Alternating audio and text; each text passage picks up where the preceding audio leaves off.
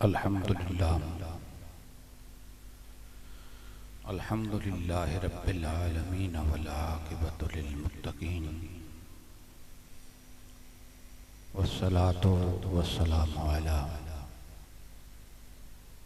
सय्यिदिना व मौलाना व शफ़ीइना व हबीबिना व रहीमिना व करीमिना व मुईनिना व मुगीसिना व मअवाना व मलजाना सय्यिदिना व मौलाना मुहम्मद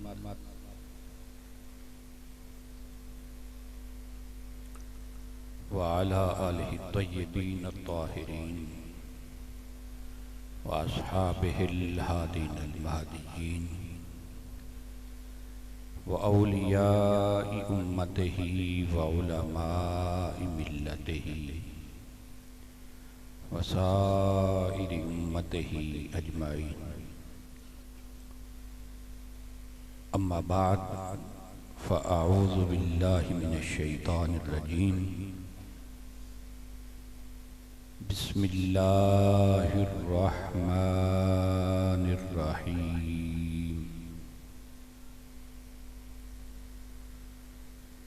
वमा क़दरुल्लाह हक़्क़ क़द्रिही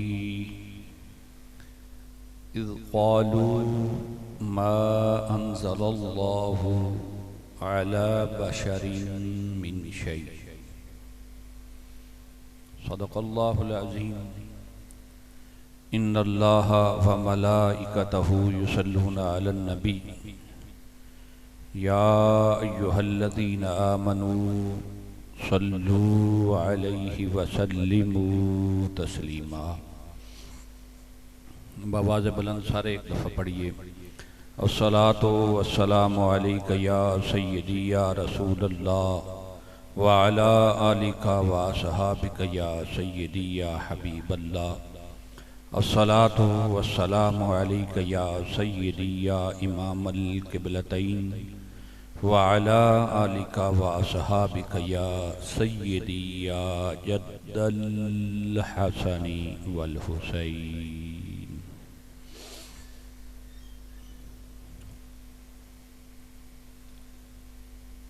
वाजिबुल एहतराम मुअज़्ज़ज़ व मुहतशम हाज़रीन व नाज़रीन,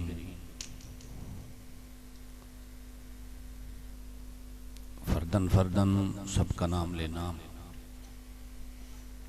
मुमकिन नहीं।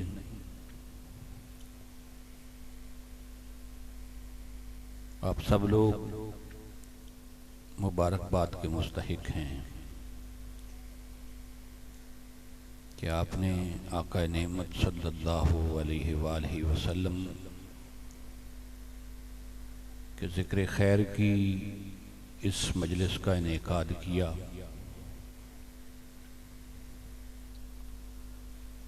मालिक कौनो मकाम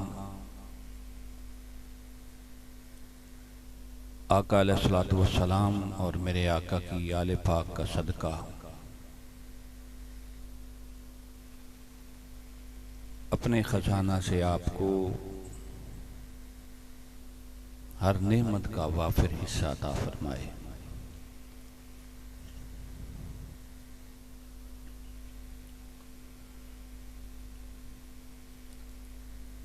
इस गए गुज़रे दौर में जहाँ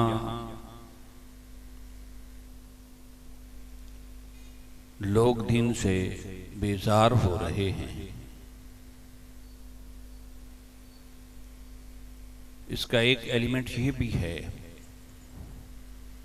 और एक बेसिक वजह ये भी है कि हमने इन महफिल का तकद्दुस जो है वो ख़त्म कर दिया है।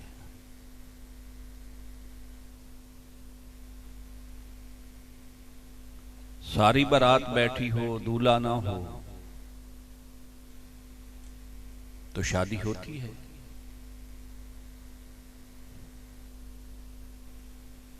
मीलाद की यार महफिल के दूल्हा मेरे आका होते हैं, और कम अज कम हमें ये तो ख्याल रखना चाहिए कि इस मजलिस के दूल्हा जलवागर हैं, तो हमें किस ध्यान और किस ख्याल से बैठना चाहिए।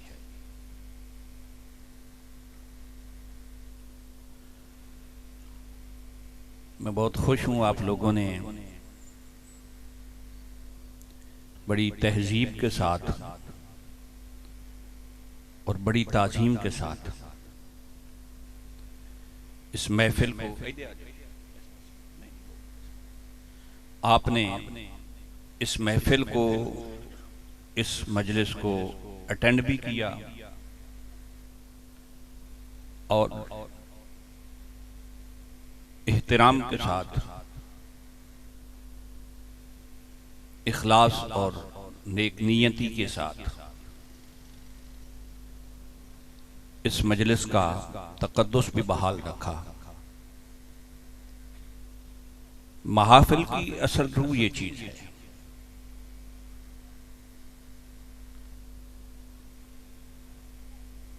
वो भांडों के स्टेज शो और महफिल नाद के स्टेज में फर्क ही कोई ना हो।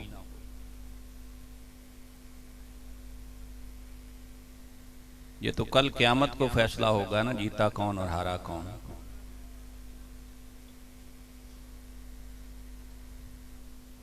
हम सुन्नी लोग जो हैं, हम कम अज कम ये अकीदा तो रखते हैं कि हम दुनिया के जिस कोने में हों, मेरे आका वहीं जलवागर हैं। तो इस चीज को बाहर तौर ज़हन में रखा करें कि दीगर मजालिस और हुजूर की महफिल का फर्क जरूर होना चाहिए। मैंने पहले अर्ज कर दिया, मैं आपसे बहुत खुश हूं, बहुत राजी हूं। मैं तो हुजूर का, वो सच्ची बात है, कुतड़ों का कुतड़ा भी कहलाने के लायक नहीं।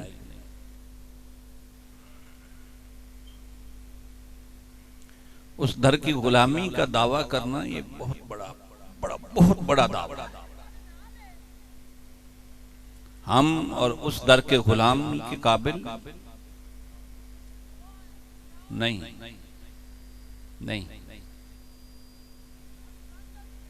कम अज कम मेरा तो गुलामी का दावा नहीं।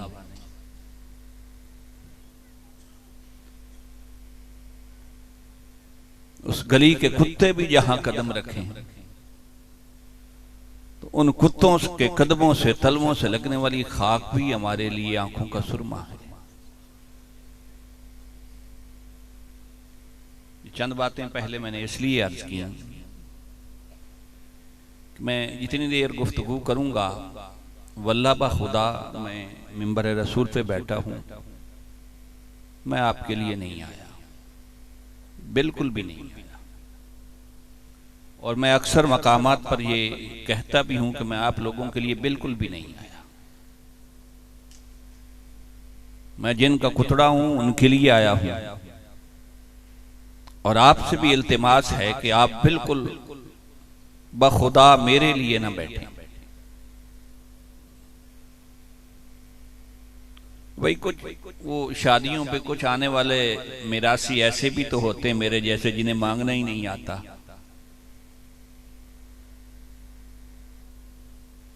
तो आपने मेरी सदा नहीं देखनी कि मुझे सदा लगानी आती है या नहीं आती। आपने ये देखना है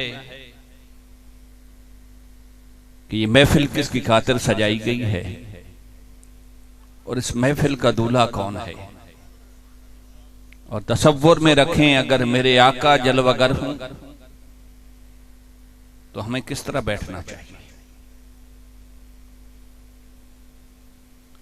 कुरान मजीद फुरकान हमीद के एक मकाम से मैंने एक आया करीमा की तिलावत के लिए चंद कलिमात का इंतखाब किया। उन्हीं कलिमात से गुफ्तगू का आगाज करते हैं। रब्बे ज़ुल जलाल फरमाता है, वमा क़दरुल्लाह हक़्क़ क़द्रिही, और उन लोगों ने अल्लाह की कदर नहीं की जिस तरह अल्लाह की कदर करनी चाहिए थी। ये बच्चों को या भगा दें या चुप करवा दें। तो अपने घर में बैठा हूं ना, यहां तो कह सकते हैं वमा कदरुल्लाह हक़्क़ क़दरिह। अल्लाह फरमाता है कि उन लोगों ने अल्लाह की कदर नहीं की जैसे कदर करनी चाहिए थी। मौला तेरी कदर करना क्या है और तेरी नाकदरी क्या है, बेकदरी क्या है।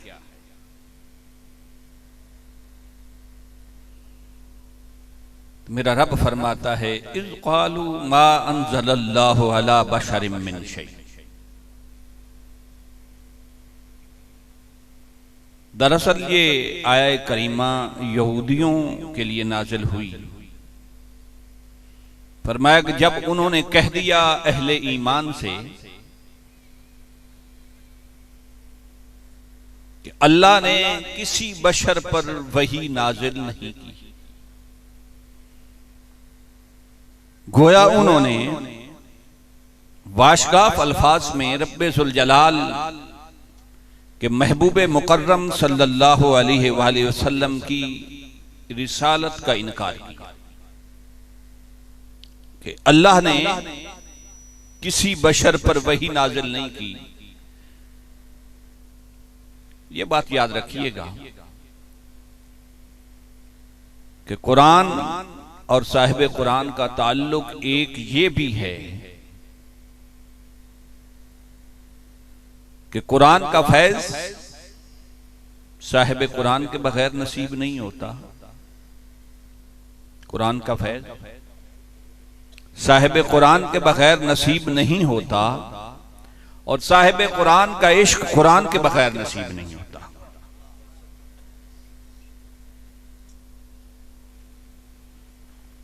रब्बे जुल जलाल ने जहां सूरह बकरा में, फिर सूरह आले इमरान में, सूरह निसा में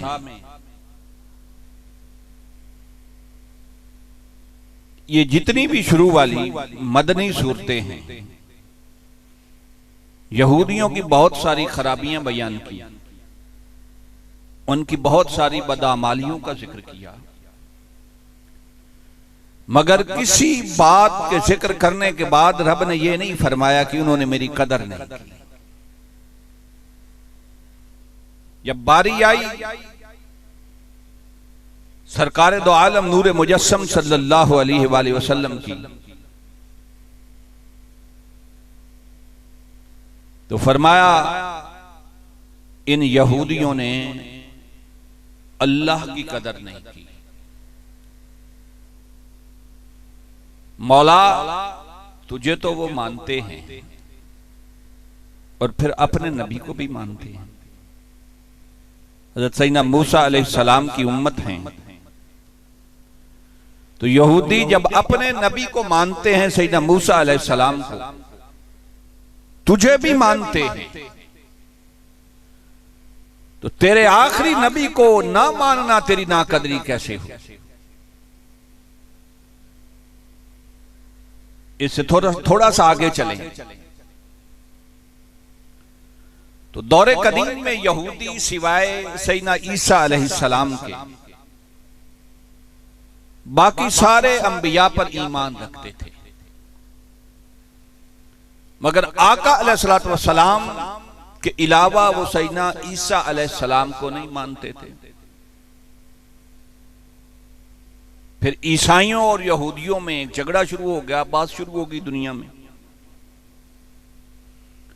तो जैसे जैसे फिर शऊर आता गया, फिर एक दौर वो भी आया जब यहूदियों ने सोचा कि हमें ईसाइयों के साथ कंप्रोमाइज करना पड़ेगा, सैयदना ईसा अलैहिस्सलाम को मानना पड़ेगा। अगर हमने ईसा अलैहिस्सलाम को ना माना तो वो मूसा अलैहिस्सलाम को नहीं मानेंगे। उन्होंने मूसा अलैहिस्सलाम के साथ ईसा अलैहिस्सलाम को भी मान लिया। अब यहूदी आका अलैहिस्सलाम के अलावा कमो बेश 1,24,000 अंबियाए कराम को भी मानते थे, अल्लाह वहदहू ला शरीक को भी मानते थे। मगर अल्लाह ने फरमाया नहीं, तुमने मेरी कदर नहीं की। मालिक, बड़ी अजीब बात है, सिर्फ एक नबी को नहीं माना, 1,24,000 में से सिर्फ एक नबी को नहीं माना, तुझे भी मानते हैं। इसके बावजूद हम तेरे बेकदरे हैं, हमने तेरी कदर नहीं की। तो गोया रब्बे जुल जलाल फरमाता है, नादानो, जिस एक की खातिर मैंने इन सब को मनवाया, जिस एक की खातिर मैंने 1,24,000 को मनवाया, और जिस एक की खातिर मैंने 1,24,000 को रिसालत और नबुव्वत अता की, जिस एक की खातिर मैंने 1,24,000 अंबिया और मुरसलीन को तख्लीक किया, तो जिस एक की नबुव्वत की खातिर मैंने 1,24,000 को मनवाया, तुम बाकी सबको मानो, उस एक को ना मानो, तो गोया तुम्हारा किसी को मानना भी मुझे कबूल नहीं, तुम्हारा फिर किसी और को मानना मुझे कबूल नहीं। जिस एक की खातिर मैंने सबको मनवाया, और जिस एक को मैंने इन सब की खातिर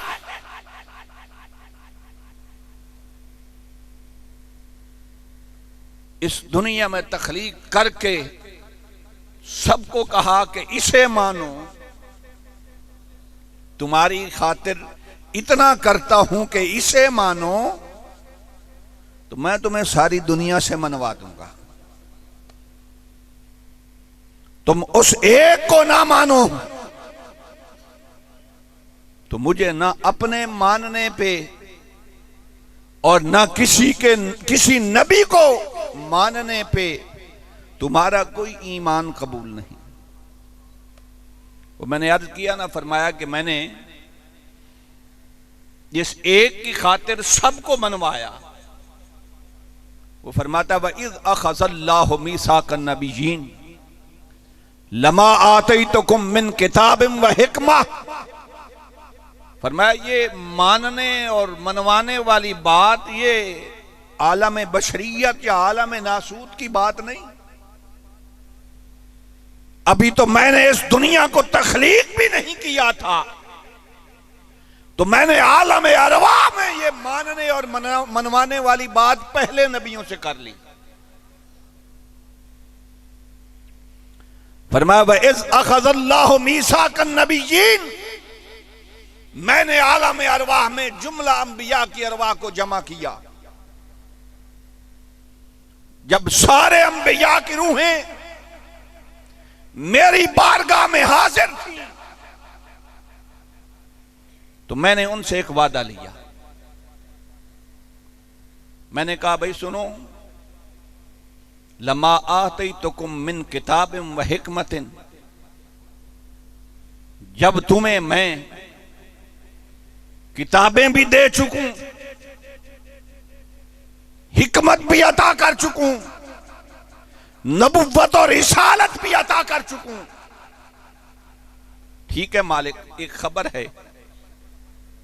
फरमाया तुम्हारे जिम्मे भी कोई काम है। तो अरवाह अंबिया ने अर्ज की, मालिक हमारे जिम्मे क्या काम है? फरमाया सुम्मा जाअकुम रसूल, जब तुम्हारे मनासिब, तुम्हारे मसनद तुम्हें अता कर दूंगा। अब मैं एक नबी को भेजूंगा, एक रसूल को तुम्हारे पास भेजूंगा। कैसा रसूल? फरमाया मुसद्दिकुन लिमा माअक, जो तुम्हारी रिसालत व नबुव्वत पर स्टैंप लगाएगा। मालिक नबुव्वत व रिसालत तो अता करने वाला है। कभी कोई सनद बगैर स्टैंप के भी किसी जगह चली है? कोई मानता है जिस पे दस्तखत ना हो, तस्दीक ना हो? आप किसी असल की भी फोटो कॉपी करवाएं किसी सनद की, तो कहते हैं भाई किसी से अटेस्ट करवा के लाएं, ये असल है। अटेस्टेशन और तस्दीक के बगैर नहीं कबूल। फरमाया नबुव्वत और रिसालत अता कर दूंगा, मगर उसकी तस्दीक मेरा नबी करेगा, मेरा हबीब करेगा। और जब तक वो तस्दीक नहीं करेगा तब तक तुम्हारी रिसालत और नबुव्वत जो है वो कारगर नहीं होगी। अच्छा, एक और खूबसूरत बात है, तस्दीक किसी बात की वो बंदा करता है जो उस वाकया का ऐनी शाहिद हो, जिसे यकीन हो कि ये बात दुरुस्त है। अब हुजूर जलवागर हुए सबसे आखिर में, नित मौलवियां नहीं गल्लां सुन दे हो। हुजूर जलवागर हुए सबसे आखिर में, वो आदम अलैहिस्सलाम अपनी नबुव्वत की दरखास्त लेके खड़े हैं कि दस्तखत कर दें। हुजूर जलवागर हुए सबके बाद नूह अलैहिस्सलाम अपनी नबुव्वत की सनद लेके खड़े हैं, सही तस्दीक कर दें तब मानेंगे लोग। मूसा अलैहिस्सलाम रिसालत और नबुव्वत की सनद लेके खड़े हैं। भाई किसने दी है? रब ने दी है। अभी भी किसी की तस्दीक की जरूरत है? रब ने दी है तो जिस दफ्तर से आई है अभी भी किसी तस्दीक की जरूरत है? फरमाया हां हां आई उधर से है मगर तस्दीक यहां से होगी।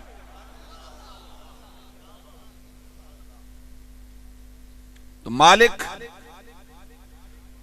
हमने करना क्या है? फरमाया लतुमिनुन्न बिही वला तंसुरुन्ना। अल्लाह अकबर। कुरान के कितने खूबसूरत अल्फाज हैं। फरमाया तुम बेशक नबी होगे अपने अपने दौर और वक्त के, बेशक रसूल होगे अपने अपने जमाने के। लतुमिनुन्न बिही, पर जब आएगा ना मेरे हबीब का आवाज़ा, और जब वो नबुव्वत लेके इस दुनिया में आएंगे, लतुमिनुन्न बिही, फिर ये अपने मनासिब, ये अपने मसनद अलग रखना और मेरे नबी की नबुव्वत पे ईमान लाना। शायद आप तक मैं बात कन्वे नहीं कर सका। अभी बात मैंने बहुत बड़ी की है। नबी होते हुए जब मेरा हबीब आए तो फिर तुम्हारी नबुव्वत अपनी जगह, मगर इस पे ईमान उम्मतियों की तरह रखना है।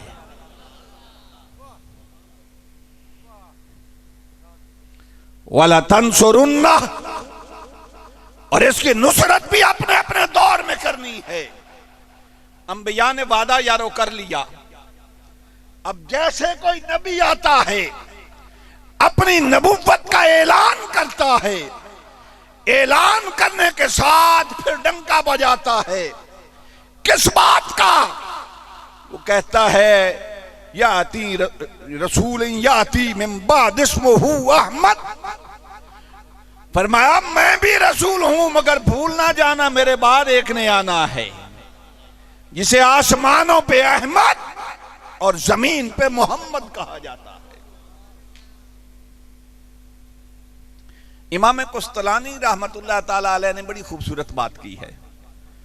वो फरमाते हैं कि एक दफा आलम अरवाह में जुमला अंबिया की जो अरवाह थी उनके ऊपर एक नूर छा गया। जिस तरह साहिबान ये ऊपर छत है, एक साहिबान छा गया। और उस साहिबान के नीचे वो अंबिया की सारी रूहें यूं देख के परेशान होने लगी कि ये क्या है, ये कौन सा साहिबान है नूर का जिसने हम सबको ढांप लिया है। अगरचे ये बात आलम अरवा की है, मगर मैं समझाने के लिए अर्ज कर रहा हूं। आप साहिबान के नीचे हूं तो आपका अपना साया नजर आता है? नहीं ना नजर आता। क्यों नहीं नजर आता? साहिबान ऊपर है और उसका साया आपसे बड़ा है। आप उस साहिबान के नीचे हैं। बे नहीं आलम अरवा में जुमला अंबिया की अरवा इकट्ठी थी, ऊपर एक नूर का साहिबान छाया। अब अरवाह अंबिया हैरान हैं, ये क्या है?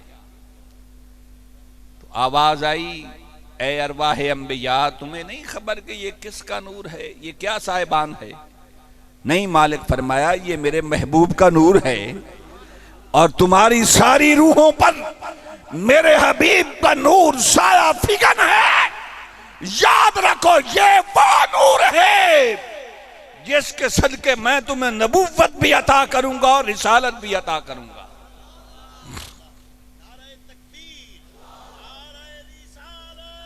नारे रिसालत, नारे तहकीक, नारे हैदरी, नारे हैदरी, आस्ताना लिया मानी शरीफ। तो मैं अर्ज कर रहा था, फरमाया इस पर ईमान भी लाना और इसकी नुसरत और तस्दीक भी करना। तस्दीक तुम्हारी करेगा, तुमने इसकी नुसरत करनी है, मदद करनी। अच्छा यारो, हम नालायक लोग, हम गुस्ताख लोग, हम अल्लाह का कहना नहीं मानते, ना फरमान लोग, मगर कभी सोच सकते हैं कि किसी नबी को अल्लाह कोई हुक्म दे और नबी अल्लाह के हुक्म की हुक्मादुली करे? दे के फिर कहता है, ये तो मुमकिन नहीं, हम सोच भी नहीं सकते। मान लीजिए, मगर यहां मामला इकरार करो। सबने कहा करार, तुम जब फरमा दिया तुम सब इसका इकरार करो कि तुम्हारे पास जब मेरा नबी आएगा, मालिक इकरार करते हैं तेरा हुक्म है, मालिक मान लिया। पर मैं इस अपने कौल पर फिर पहरा भी देना, तुम एक दूसरे के गवाह बन जाओ, एक दूसरे के। ये ज़हन में रखना है कि ये अल्लाह और अंबिया की अरवाह है, कोई बेयकीनी की सूरत हाल तो नहीं थी। पर मैं एक दूसरे के गवाह बन जाओ कि मोहम्मद को मानना है। मालिक हम एक दूसरे के गवाह हैं। अच्छा, वो पंजाबी में कहते हैं हाले भी छो नहीं भरिया। फरमाया व आना माकुम मिनश शाहिदीन, तुम तो एक दूसरे के गवाह हो ना इस बात के, मगर मैं भूला नहीं, मैं तुम सब पर गवाह हूं। व आना माकुम मिनश शाहिदीन, इस मेरे हबीब को मानने पर तुमने इकरार कर लिया। अब याद रखना, मैं इस पे गवाह हूं। अब चूंकि बात बहुत नाजुक है, मैं इसको और मिसाल के साथ नहीं खोल सकता। ऐसी बातें तो वहां की जाती हैं जहां गैर यकीनी सूरत हाल हो कि पता नहीं मेरी बात मानेंगे या नहीं। यहां इकरार कर लिया, वहां जाके भाग ना जाएं, वहां मुकर ना जाएं। ये तो अरवाह अंबिया हैं और इन्हें इतनी तस्दीक के साथ फरमाया, हाँ तुम तो एक दूसरे पर गवाह हो, लेकिन मैं तुम सब पे गवाह हूं। याद रखना, भूल ना जाना जो काम तुम्हारे जिम्मे लगाया है। मालिक इतनी, वो पंजाबी में कहते हैं इतनी चेट, इतना जोर इस बात पे। फरमाया हाँ। और कुरान मजीद फुरकान हमीद एक और जगह पर इन्हीं यहूदियों के बारे में कहता है, सिरातल्लज़ीना अनअमता अलैहिम गैरिल मग़दूबि अलैहिम वलद्दाल्लीन। ये भी असल में यहूदियों के लिए है कि मालिक इहदिनस सिरातल मुस्तकीम, उस रास्ते पे चला जो तेरे इनाम याफ्ता बंदों का है, ना कि उस रास्ते पर जिन पर तेरा गजब हुआ, जिन पर तेरा। अब जरा थोड़ा सा उस तरफ चलिए कि अल्लाह रब्बुल इज्जत सबसे पहले गजबनाक किस पे हुआ और गजबनाक होने की वजह क्या थी। तो हम अगर अहादीस और तफासिर का मुताला करें तो इस कायनात अर्ज़ी और समावी में सबसे पहले रब जो है वो इबलीस से नाराज हुआ, इबलीस पर गजबनाक हुआ। किस बात पे गजबनाक हुआ? फरमाया उसजुदू ले आदम व इज़ कुलना लिल मलाइकति इसजुदू ले आदम फसजदू इल्ला इबलीस। फरमाया आदम को सजदा करो, सबने कर लिया, इल्ला इबलीस। इबलीस का नहीं करना, ये मेरे सामने बना है।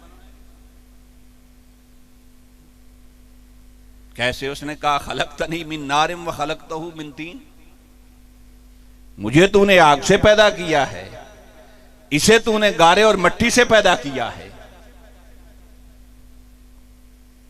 तो मेरा खमीर और इसके खमीर में फर्क यह है कि आग नीचे से ऊपर की तरफ जाती है और मिट्टी ऊपर भी फेंके तो ऊपर से नीचे की तरफ आती है। तो जिसे मिट्टी से पैदा किया है, मैं आग से तख्लीक किया गया, उसे सजदा कैसे करूं?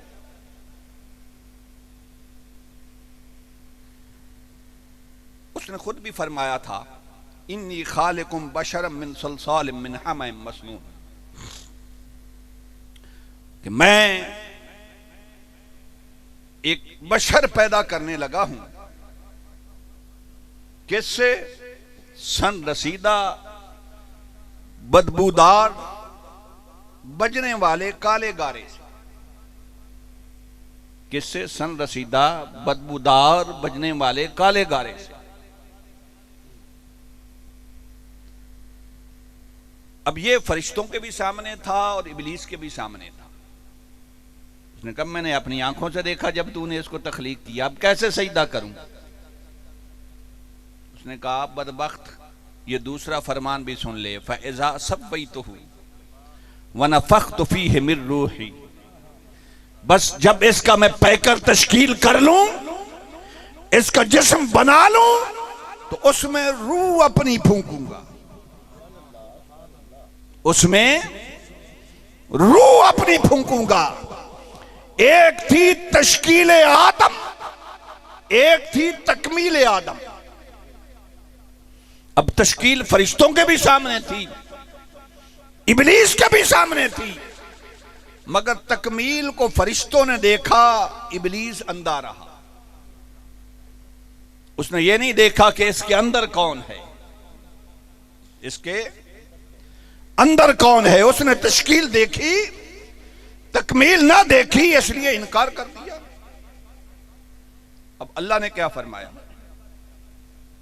अल्लाह ने फरमाया जबकि फ़क़ऊ लहू साजिदीन, उसकी तकमील करके कि इसको सजदा करो, वो अकड़ गया। उसने कहा नहीं करना, ये तो गारे से पैदा किया गया है, मिट्टी से पैदा किया गया है, मैं इसे कैसे सजदा कर लूं?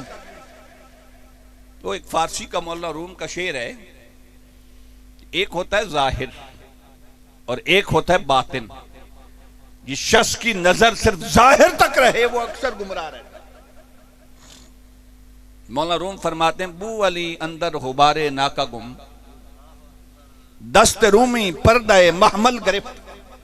मैं जरा आसान लफ्जों में आपको, ज्यादा आप जो हैं वो परेशानी ना हो जाएं। मौलाना रूम फरमाते हैं कि एक दिन ना महबूब ऊंटनी पर सवार हुआ, तो महबूब ने नकाब ओढ़ा हुआ था, ऊंटनी पर सवार हुआ। ऊंटनी जैसे महबूब को लेकर चली, दौड़ी। अब पीछे एक अकल थी, एक इश्क था। रूमी पैकरे इश्क था, बू अली पैकरे अकल था। ने महबूब का जाहिर देखा, रूमी ने बातिन देखा। दोनों दौड़े, अकल दौड़ी, इश्क दौड़ा महबूब की सवारी के पीछे। जैसे महबूब की सवारी दौड़ी, अब उसके कदमों से धूल उठी, गुबार उठा। अबू अली अंदर गुबारे ना का गुम। चूंकि अकल को सिर्फ अकल पर चलता था, उसका बातन रोशन ना था, महबूब के बातन को ना जानता था, तो महबूब की ऊंटनी के पांव से उठने वाले गुबार में गुम हो गया। दस्त रूमी पर्दे महमल गिरफ्त। मौला रूम फरमाते हैं, इकबाल का शेर है गालबन ये, इकबाल फरमाते हैं कि फिर इश्क पे कर रूमी वो महबूब की सवारी के पीछे दौड़ता रहा। बिलाखिर उसने महबूब का जाके पर्दा पकड़ लिया, वो कपड़ा पकड़ लिया जिसमें महबूब पर्दे में था, और पर्दा हटा के रूमी ने महबूब को पा लिया।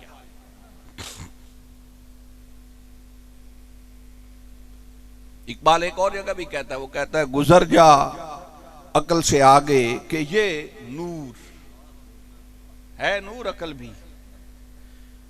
गुजर जा अकल से आगे कि ये नूर चरागे राह है, मंजिल नहीं है।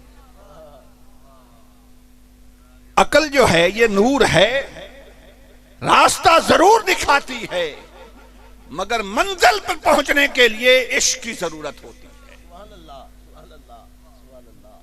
मौलाना रूम की एक और हिकायत अर्ज करके मैं गुफ्तगू को थोड़ा सा आगे लेके चलना चाहता हूं। मौलाना रूम फरमाते हैं कि एक दिन मजनू सवार हुआ ऊंटनी पे और लैला के घर का कसद किया, इरादा किया कि आज महबूबा की गली में जाता हूं। ऊंटनी का एक बच्चा भी था, मौलाना रूम फरमाते हैं। अब हुआ क्या कि मजनू ने सोचा कि अगर ऊंटनी का बच्चा साथ आएगा तो ऊंटनी ऐसा चलेगी और मैं जल्दी महबूब के घर तक पहुंच नहीं पाऊंगा, रास्ते में शाम हो जाएगी। तो ऐसा करता हूं, ऊंटनी का बच्चा यहीं बांध देता हूं और ऊंटनी को लेकर चल पड़ता हूं। मौलाना रूम फरमाते हैं कि फिर ऊंटनी पे सवार हुआ, बच्चा वहीं बांध दिया। तो जैसे ही मजनू लैला के शहर के करीब पहुंचा तो हवा का एक झोंका आया, उसे महबूब की गली की खुशबू आई। तो जैसे ही उसके मसाम महबूब की गली की खुशबू से मुअत्तर हुए, उसकी आंखें बंद हुई, मस्त हुआ। ऊंटनी की मुहार जो है वो ढीली पड़ी तो ऊंटनी पीछे भागने लग गई। अब जब जाके मजनू साहब को होश आया, आंख खुली तो देखा कि ऊंटनी अपने बच्चे के पास खड़ी है। उसने कहा यार ये तो मैं तो लैला की गली के करीब था, फिर यहां पहुंचाया, फिर ऊंटनी की मुहार खींची, फिर चल पड़ा। फिर जब महबूबा की गली के करीब पहुंचा, फिर उसी तरह हवा का झोंका आया। मौलाना रूम फरमाते हैं मजनू फिर मदहोश हो गया, फिर मस्त हो गया। ऊंटनी की मुहार फिर जरा ढीली हुई, ऊंटनी फिर पीछे भागी और फिर बच्चे के पास पहुंच गई। जब दूसरी बार मजनू ने देखा तो उसने कहा कि मेरे ख्याल में महबूब जो है वो किसी के सहारे से नहीं मिलता।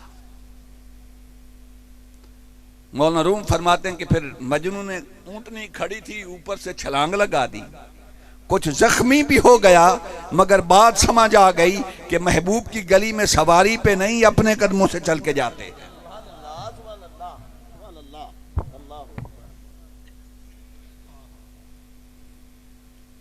तो मैं अर्ज कर रहा था, फरमाया इज़ क़ालू मा अंज़लल्लाहु अला बशरिन मिन शै।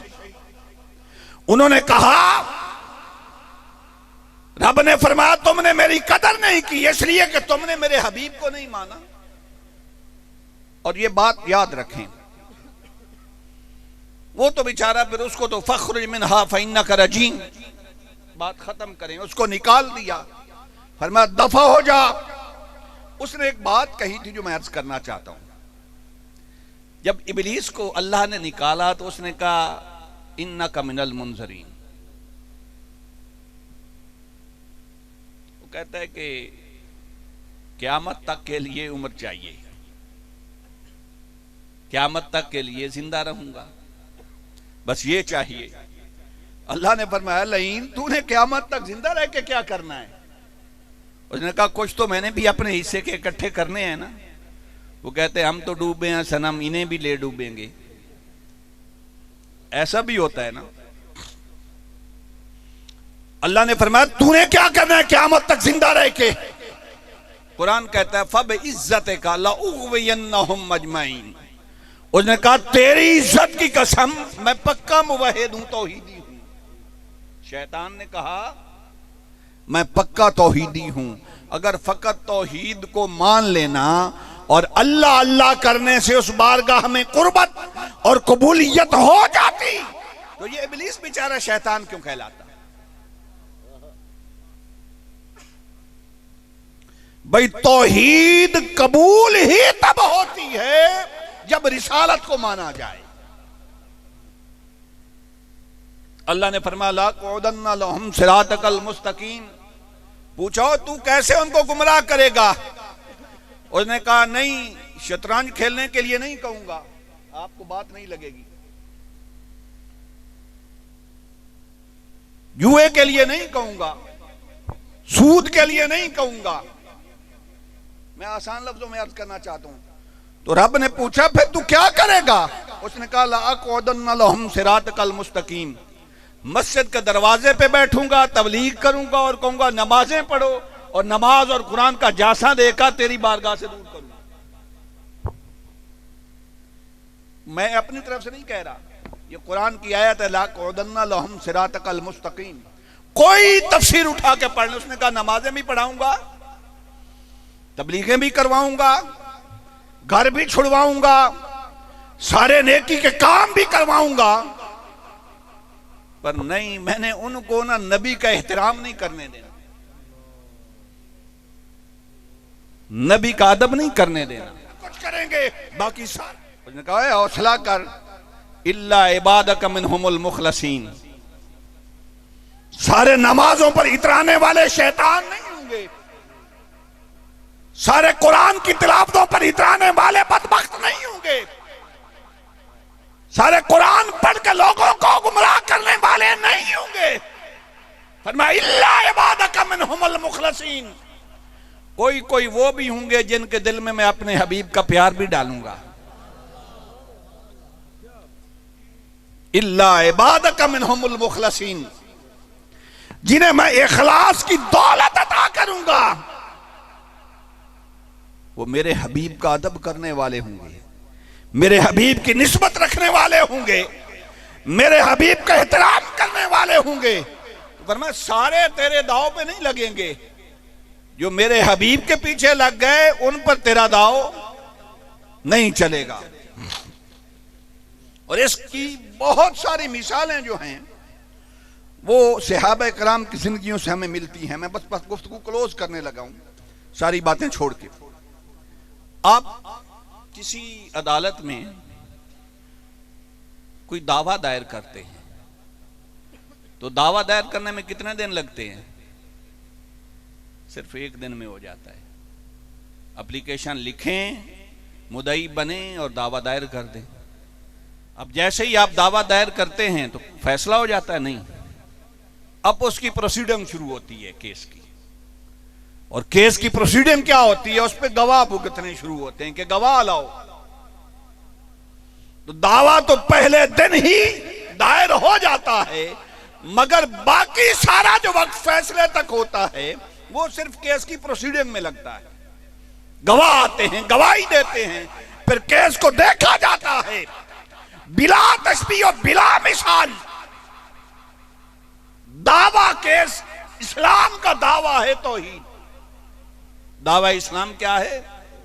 तौहीद। और उसकी सारी प्रोसीडिंग का नाम मोहम्मद है, मोहम्मदियत है, रिसालत है। तौहीद की सारी प्रोसीडिंग जो है इस दावे की और रिसालत पे चलती है। भाई अगर रिसालत को मान गए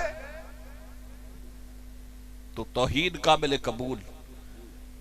जिस दावे पे गवाही कोई ना हो, मैं आसान लफ्ज़ में अर्ज करने लगूं, और जिस दावे पे गवाही कोई ना हो, भला वो दावा भी कभी माना गया है? इस कायनात में मेरे आका के सिवा कोई बताए ना किसी ने खुदा को देखा है। जब तुमने खुदा को देखा ही नहीं तो तुम कहां से ये मुवहिद और तौहीदी आ गए।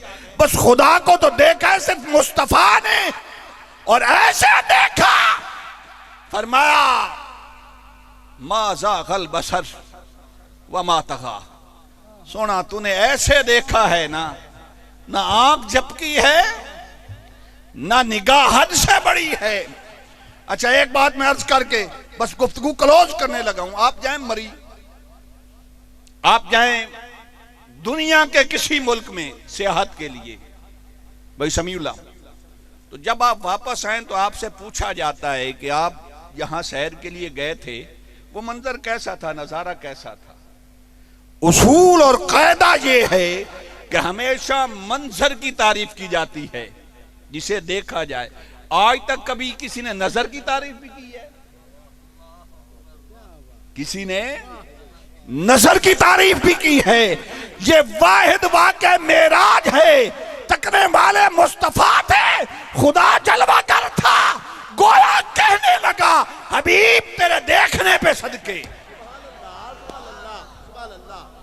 उसने कुरान में ये नहीं बयान किया कि मैं ऐसा था, मेरा हुस्न जमाल ऐसा था, मेरा कमाल ऐसा था, नहीं, फरमाया हाँ सब कुछ था, पर हबीबी ने बता दूं मैं तो फकत इतना कहता हूं, तू आया था ना मुझे तकने, तो तेरे तकने पे सदके, तेरे देखने पे कुर्बान। वो जिस नजर से तूने देखा, मैं बस उस नजर की तारीफ करता हूं। कुरान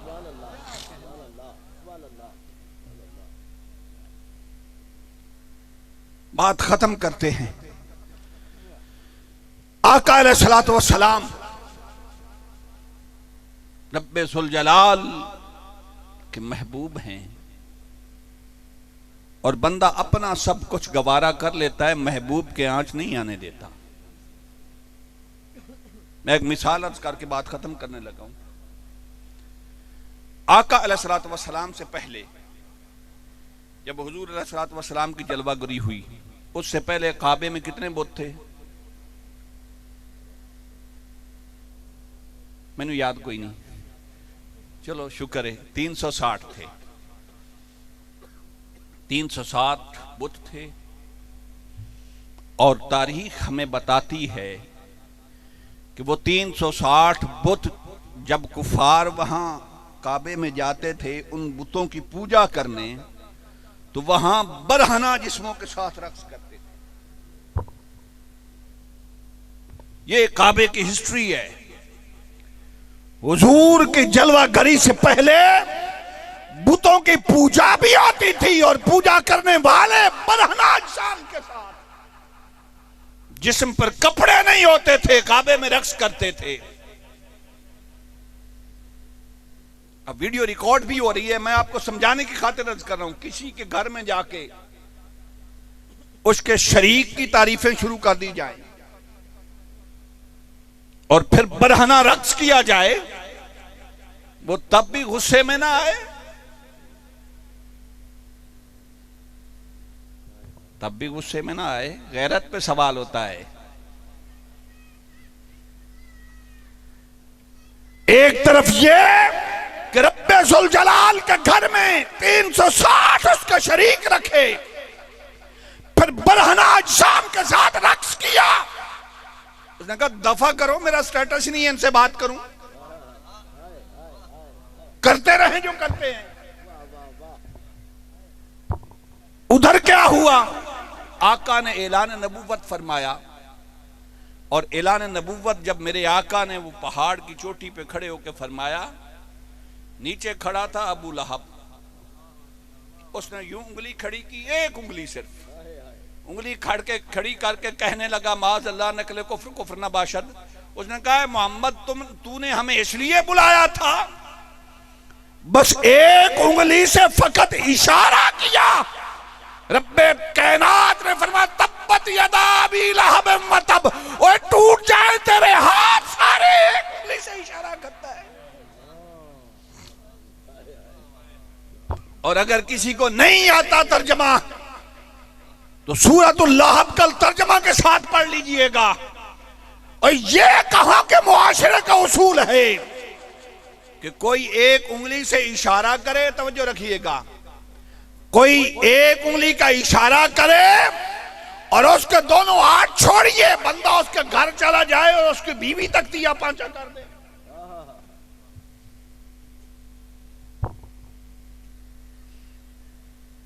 वम्रातहु हम्मालतल हतब,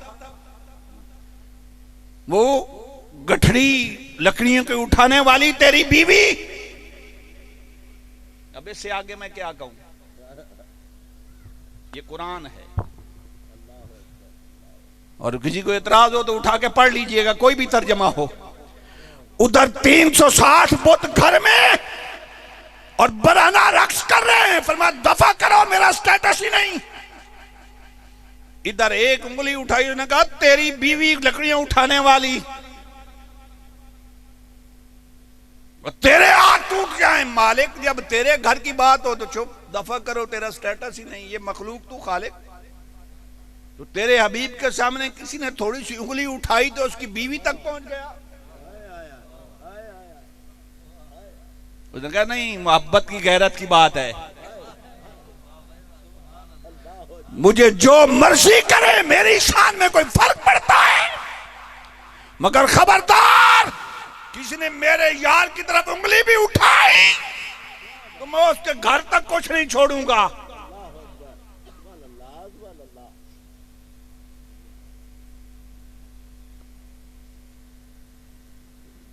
अब्दुल्ला बिन अब्बास रजी अल्लाह ताला अन्हु, बस आखिरी दो हदीसें हैं, मैं 2 मिनट में क्लोज करने लगा हूं। अब्दुल्ला बिन अब्बास रजी अल्लाह ताला अन्हु, हिब्रु हाज़िल उम्मा, इस उम्मत के पहले मुफस्सिर जिन्होंने सबसे पहले कुरान की तफसीर इस उम्मत को दी, वो अब्दुल्ला बिन अब्बास रजी अल्लाह ताला अन्हु, तर्जमानुल कुरान, और सहाबा में से सबसे बड़े मुफ्ती।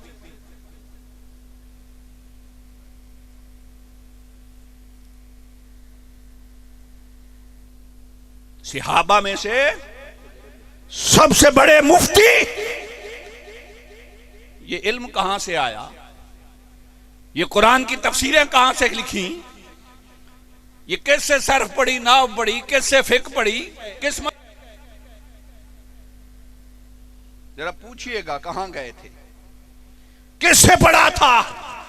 फकत इतना किया था, किसी ने पूछा कि आपको ये कुरान का इल्म, फिक का इल्म, दीन का इल्म, ये सब कुछ कहां से मिला।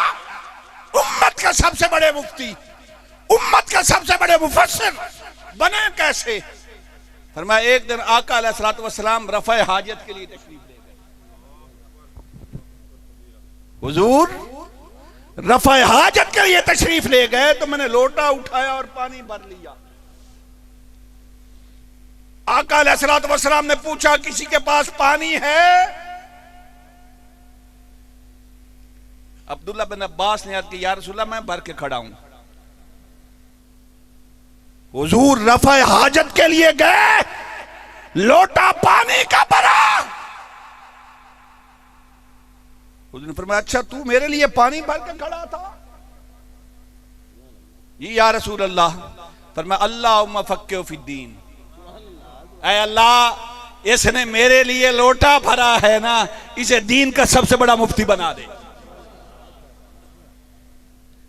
गल भी समझ आई या कोई ना। ये कितनी किताबों से मिला। और अब्दुल्ला बिन मसूद रज़ी अल्लाह ताला अन्हु, हम हनफियों की सारी फिक जो है ना वो अब्दुल्ला बिन मसूद पे खड़ी है।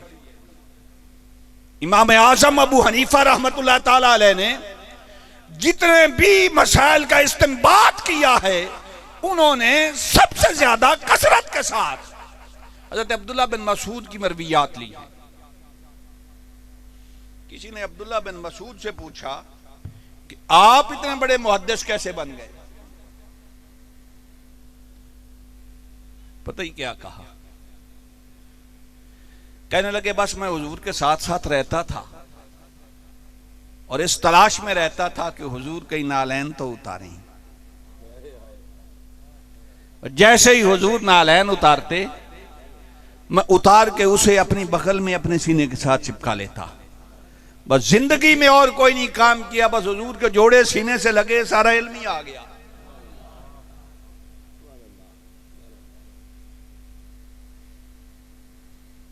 और आखिरी बात, हज़रत उबई बिन काब रज़ी अल्लाह ताला अन्हु, उबई बिन काब रज़ी अल्लाह ताला अन्हु, अक्सर आपको दायरा इस्लाम में दाखिल होने के बाद इस बात का दुख रहता कि मैं आका अलैहिस्सलातु वस्सलाम की तौहीन करता था जब मैं दायरा इस्लाम में दाखिल नहीं हुआ था, जब तक कलमा नहीं पढ़ा था। और उबई बिन काब हुजूर का वो सहाबी है जिसकी आवाज इतनी खूबसूरत थी। हुजूर अलैहिस्सलातु वस्सलाम का फरमाना ना, हस्सिनिल कुरआन बिअस्वातिकुम, कुरान नू अपनी आवाज़ां नाल सोहना पढ़िया करो, खूबसूरत पढ़िया करो। ये नहीं भी रात 12 बजे शुरू करो, सुबह 3 बजे शबीना खत्म।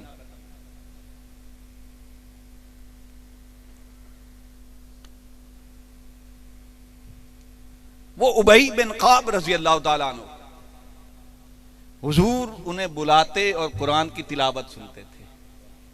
और मेरे आका फरमाते थे, मेरी उम्मत का दाऊद है। सैयदना दाऊद अलैहिस्सलाम की आवाज इतनी खूबसूरत थी कि जब वो तौरात की तिलावत करते थे तो आसमान पर हवा में जो उड़ते हुए परिंदे थे वो रुक जाते थे उनकी आवाज सुन के। इतनी खूबसूरत आवाज थी। मेरे आका फरमाते थे कि उबई बिन काब की आवाज दाऊद अलैहिस्सलाम की आवाज से मिलती है। एक दिन मेरे आका ने बुलाया, फरमाया उबई कुरान सुनाना। अद की सोना तो तू सोना कौन पढ़ सकता है? आपके कल्बे अतर पर कुरान नाज़िल हुआ तो आपसे सोनी तिलावत कौन कर सकता? फरमाया नहीं नहीं, आज ऊपर से पैगाम आया कि हबीब जरा उबई बिन काब को बुलाना, वो मेरे कलाम की तिलावत बड़ी सोनी करता है, वो तुझे भी सुनाए और मैं भी मुंतजिर हूं।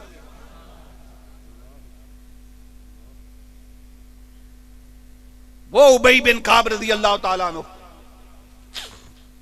जब सोच आती कि किसी दौर में हुजूर की बेअदबी की थी, बेहोश होकर गिर पड़ते इस दुख से, तकलीफ से। हालांकि बाद में हुजूर ने मुआफ कर दिया। बहरहाल एक दिन बेहोश होकर गिर पड़े तो सहाबा भागे, आका अलैहिस्सलातु वस्सलाम की खिदमत आलिया में अर्ज की, या रसूल अल्लाह, वो उबई जो है वो मदीना की गली में बेहोश पड़ा है। तो मेरे आका तशरीफ लाए। अब हदीस पाक में आता है, मेरे आखिरी 2 जुमले हैं। यूं उबई बिन काब बेहोश पड़े हैं तो मेरे आका ने यूं अपना हाथ मुबारक हजरत उबई बिन काब के सीने पे रखा, आंख खोली तो उबई बिन काब कहने लगे, रब्बे काबा की कसम, सारी जिंदगी नमाजें भी पढ़ी, रोजे भी रखे, कुरान भी बड़ा सोना पढ़ता था, पर ये हिजाबात जो थे न कुरान से हटे, न रोजों से हटे, न नमाजों से हटे। मुस्तफा ने अपना दस्ते मुबारक सीने पे रखा, मैंने आंख खोली, पड़ा मदीने की गलियों में था, निगाह अर्श मुअल्ला से पार हो गई।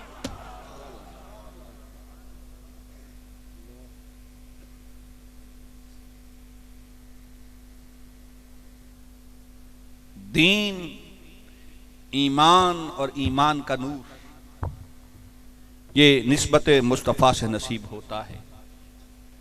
रब्बे ज़ुल जलाल की हुजूर दुआ है कि रब्बे ज़ुल जलाल हमें आका अलैहिस्सलातु वस्सलाम की कामिल मोहब्बत और अक़ीदत अता फरमाए। बड़ा पुरआशोब दौर है, अपने अक़ीदे का ख्याल रखें। अक़ीदा पुख्ता होगा तो आमाल भी कबूल होंगे। रब्बे ज़ुल जलाल आका अलैहिस्सलातु वस्सलाम की आले पाक की मवद्दत नसीब फरमाए। आका अलैहिस्सलातु वस्सलाम के सहाबा कराम की ताज़ीम की तौफीक अता फरमाए और हुजूर की हर निस्बत का लिहाज रखने की तौफीक अता फरमाए। व आखिरु दावाया अनिल हम्दुलिल्लाहि रब्बिल आलमीन। एक दफ़ा आप सबको फिर बहुत बहुत मुबारक हो। अल्लाह पाक आपको हमेशा सलामत रखे, खुश रखे। और एक मैसेज और रिक्वेस्ट मेरी भी है, ये 2-3 महफिलें करवाने की बजाय आप 12 को एक रात ही कर लें, इकट्ठी तो बेहतर नहीं है। आप लोग इकट्ठी एक ही महफिल करवाया करें तो मेरे लिए भी आसानी होगी और हुजूर की विलादत की रात है, उससे अच्छा वक्त कौन सा हो सकता है। जिस रात हुजूर जलवागर हुए, उस रात से बेहतर रात भी साल में कोई और हो सकती है। रब्बुल जलाल आप सबका हामी और नासिर हो।